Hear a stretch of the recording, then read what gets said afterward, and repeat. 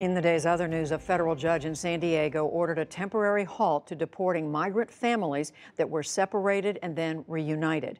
The American Civil Liberties Union asked for a delay of at least a week, saying, quote, mass deportations were imminent.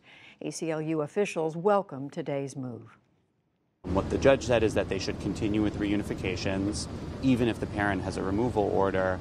And this way, the parent and the child will have some time to talk over whether the child should stay in the country to fight their immigration case still.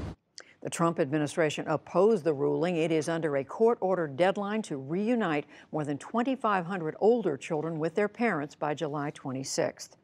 Migrants are still arriving in Europe by the hundreds from Africa. About 450 were allowed to disembark in Sicily today after 6 European Union nations agreed to take them in. Italy had refused to let the ships dock over the weekend. Elsewhere, Spanish crews rescued nearly 480 migrants at sea over the weekend. Nearly 17,000 have made it to Spain this year.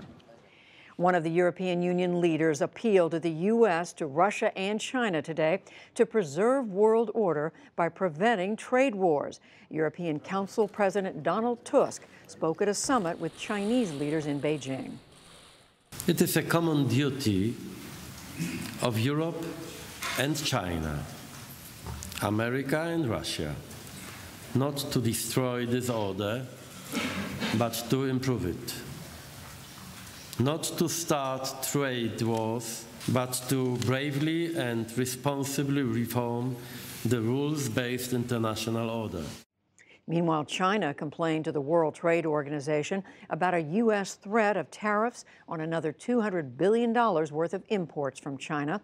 In turn, the U.S. complained to the WTO about retaliation by China, the EU, Canada, and others for earlier tariffs. In Syria, state news media and activists report Israeli airstrikes hit near Aleppo overnight. 9 people were killed. The target appeared to be an air base used by Iran's Revolutionary Guard in support of Syrian forces. It would be the latest in a series of such Israeli attacks. Hundreds of people protested in Nicaragua's capital today against a government crackdown. 12 more people died over the weekend as police and paramilitaries attacked activists at universities and at roadblocks. Some 300 have died in the last 3 months as the government used force to quash dissent. Protesters in Chicago are turning out again tonight over the police killing of a black man on Saturday. Late Sunday, police released body camera footage that showed Harith Augustus with a holster's gun at his hip and apparently reaching toward it. The chief said officers had to react. You know, these things happen in a split second, and officers have to make decisions quickly. They don't have the luxury of looking at video later. When you see the video, you know, you take a look at it and you'll come to your own conclusions. There is no sound on the body cam video, and activists are calling for police to release other footage of the shooting. Saudi Arabia today banned dozens of video games that it says lead children to harm themselves. They include versions of Assassin's Creed and Grand Theft Auto. There have been reports that 2 young Saudis, a boy and a girl, committed suicide after playing a social media game. The Blue Whale Challenge is said to urge players to perform various tasks and then take their own lives. On Wall Street today, energy stocks sagged after the price of oil tumbled, and that weighed on the broader market. The Dow Jones Industrial Average managed to gain 45 points to close at 25,064. But the Nasdaq fell 20 points, and the S&P 500 slipped 3. And in France, hundreds of thousands of people celebrated Sunday's victory over Croatia in the World Cup finals.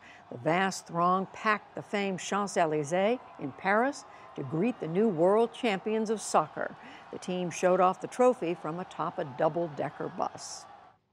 Still to come on the NewsHour, our Politics Monday team gauges the fallout from President Trump's statements on Russia. A new documentary takes us inside the mind of the late Robin Williams. And advice from David Sedaris on how to deal with offensive comments.